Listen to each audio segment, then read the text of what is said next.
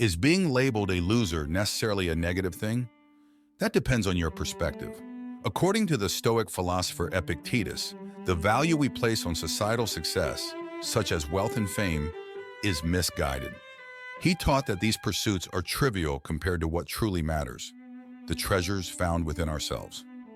Epictetus noted that the relentless chase for external validation and achievement distracts us from attaining a higher state of being, one that remains serene and unaffected by the fickle nature of external circumstances, including the opinions of others.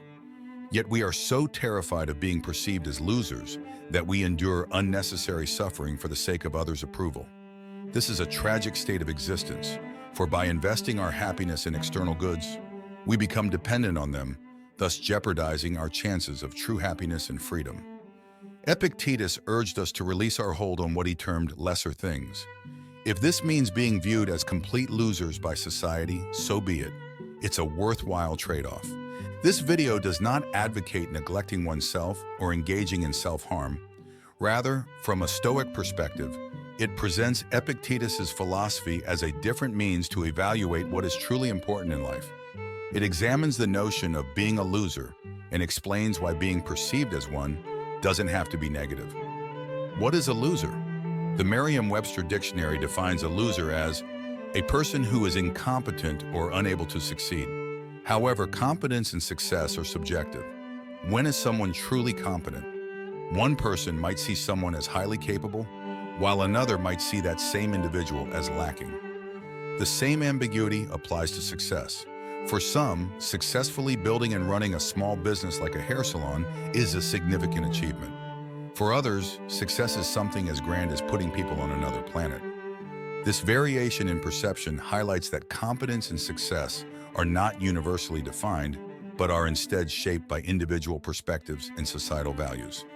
The definitions of competence and success are ever-changing, influenced by the zeitgeist, social atmospheres, cultural norms, and religious beliefs. Consequently, the concept of being a loser is fluid, vague, and ultimately means only what others perceive it to be. However, within the context of today's consumerist, capitalist societies, loserdom is often tied to the acquisition of external things, particularly money and fame. People hold various images of what they need to feel complete, and these images differ widely. For many, this involves a well-paying job, an attractive partner, 2.3 kids, and a white picket fence. For others, it includes having a substantial social media following and a large, intriguing social circle as evidence of their desirability. This illustrates that our definitions of success and failure are heavily influenced by societal values and personal aspirations, making them subjective and ever-evolving. If you don't fit the conventional mold, you're labeled a loser, seen as incompetent and unable to achieve what is generally desired, thereby deemed a failure in life. Tragically, being a loser is a double-edged sword. Not only have you failed in the eyes of others, but you're also ridiculed for it. But how desirable is it to attain what society dictates we should have? And how detrimental is it to be mocked if we don't? This is where Epictetus's wisdom becomes relevant. What do we truly want? Why are material possessions, extreme wealth, or Instagram fame so alluring? The simple answer is their promise of happiness. We imagine a life where countless admirers surround us, enjoying cocktails on the beach and receiving an avalanche of comments and likes on our social media pages. This fantasy seems incredibly appealing, and indeed such a life might be enjoyable for a time, but eventually we adapt and return to our baseline level of happiness, now with a much higher cost. Epictetus reminds us to question the true value of these external pursuits and to seek happiness within ourselves, free from the fleeting validation of others. Epictetus held little regard for external goods, viewing them as weak, slavish, and most critically, beyond our control. When we chase wealth and fame, we pursue the unreliable, as these can be snatched away in an instant. Moreover, the pursuit of these external validations comes at a steep cost, a price many are willing to pay, often sacrificing much in the process. Epictetus illustrated this point with the example of someone aspiring to conquer at the Olympic Games, a pursuit still respected today. He urged us to consider the sacrifices required and whether the benefits truly outweigh the costs. As he stated, you must conform to rules, submit to a diet, refrain from dainties, exercise your body, whether you choose it or not, at a stated hour, in heat and cold. You must drink no cold water, nor sometimes even wine. In a word, you must give yourself up to your master as to a physician. Then in the combat, you may be thrown into a ditch, dislocate your arm, turn your ankle, swallow dust, be whipped, and after all lose the victory. This vivid description underscores the arduous sacrifices and potential for disappointment inherent in chasing external success. Epictetus encourages us to reflect on these pursuits and consider whether they lead to true fulfillment or merely bind us to the capricious whims of fate. Is it worth enduring such toil for what Marcus Aurelius referred to as a clacking of tongues? Especially when public praise is fickle and can swiftly turn into public shame? These things are not consistent, said Epictetus. He emphasized that only things within our control are worth pursuing, such as inner qualities like contentment, joy, right action, tranquility, and the power of restraint. Everything else is overrated and should be deprioritized. Epictetus often distinguished between the reality of things and their appearance in our minds.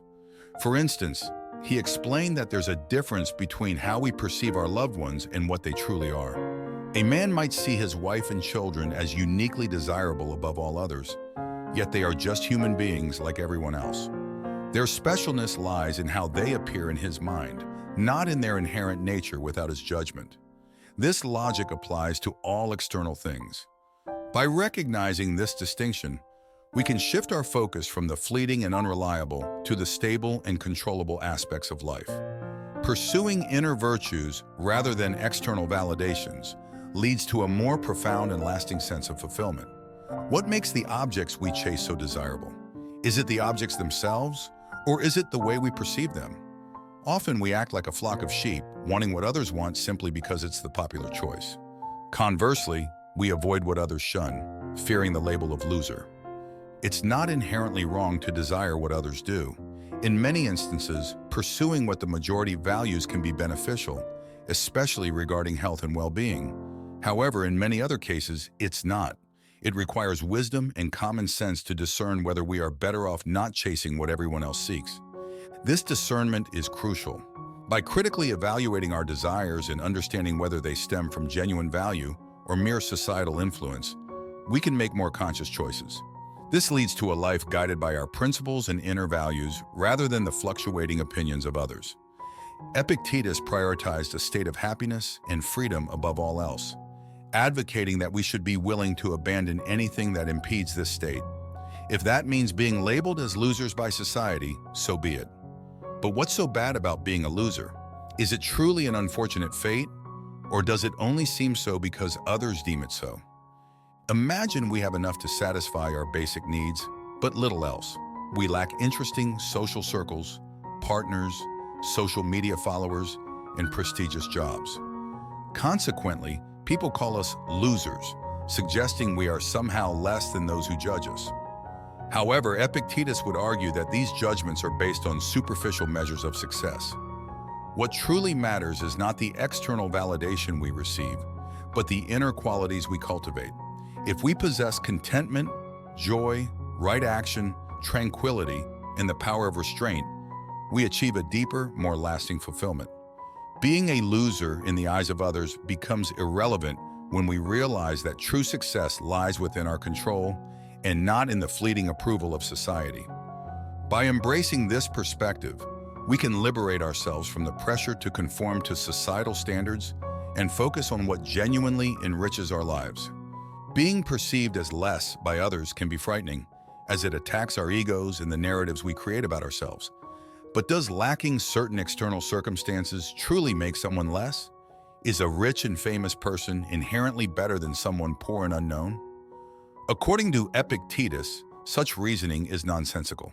He states, "These reasonings are unconnected. I am richer than you, therefore I am better. I am more eloquent than you, therefore I am better." The connection is rather this: I am richer than you, therefore my property is greater than yours. I am more eloquent than you, therefore my style is better than yours. But you, after all, are neither property nor style. Epictetus highlights the absurdity of equating personal worth with external attributes. Wealth and eloquence pertain to one's possessions and abilities, not to one's intrinsic value. True worth lies in our inner qualities and virtues, which are independent of external circumstances. By recognizing this, we can detach our self-worth from societal judgments and focus on what truly matters, our character and actions. Our external circumstances don't reflect our inner well-being, which is paramount from a Stoic perspective. Yet we often place immense importance on these external factors, even sacrificing our happiness and freedom to avoid being perceived as less by society. Therefore, being a loser isn't inherently bad. It's our perception that shapes its significance. If we regard public praise, reputation, and others' opinions as they truly are, fickle, unreliable, often worthless, based on delusion and false appearances, and completely beyond our control, we may find it easier to become indifferent to them. By doing so, we realize that being a loser is not terrible. It doesn't impede our happiness and freedom. Rather, the relentless effort to avoid being seen as a loser does. Epictetus encapsulates this mindset.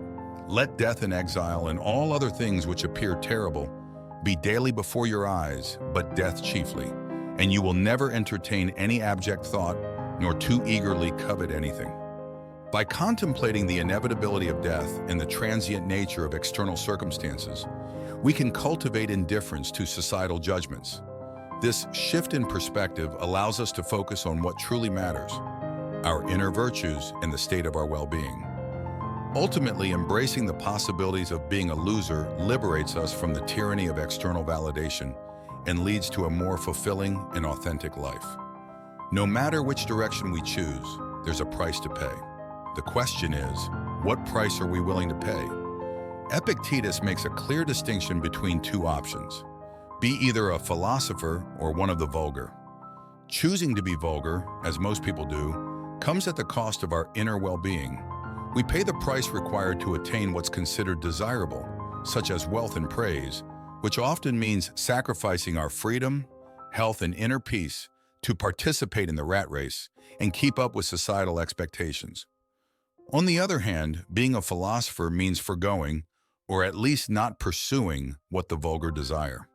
This path likely leads to a sober, obscure, and simplistic lifestyle, devoid of external pleasures, an existence many might label as that of a loser. However, this philosophical life, while less glamorous, preserves our inner virtues and well-being.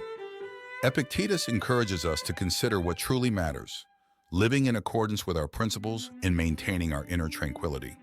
In the end, the price of being a philosopher is a life of authenticity and inner peace, even if it means being misunderstood or undervalued by society. Thus, the choice boils down to our values. Are we willing to sacrifice our inner well-being for external validation? Or do we prefer to embrace a simpler, more authentic life, free from the chains of societal expectations? The decision is ours, and the path we choose will shape our experience of happiness and freedom. According to Epictetus, a true philosopher always places inner peace and happiness above all else, even over work, money, and physical needs like hunger. As he stated, if you want to improve, reject such reasonings as these. If I neglect my affairs, I'll have no income. If I don't correct my servant, he will be bad. For it is better to die with hunger, exempt from grief and fear, than to live in affluence with perturbation. And it is better your servant should be bad than you unhappy. While this might sound extreme, Epictetus is consistent in prioritizing what he deems truly valuable. To be unconquerable by anything, we must be willing to lose everything. Any external attachment, no matter how minor, wields power over our mental state. To maintain our inner tranquility, we must be prepared to let go of these attachments. This path is undoubtedly difficult and fraught with obstacles.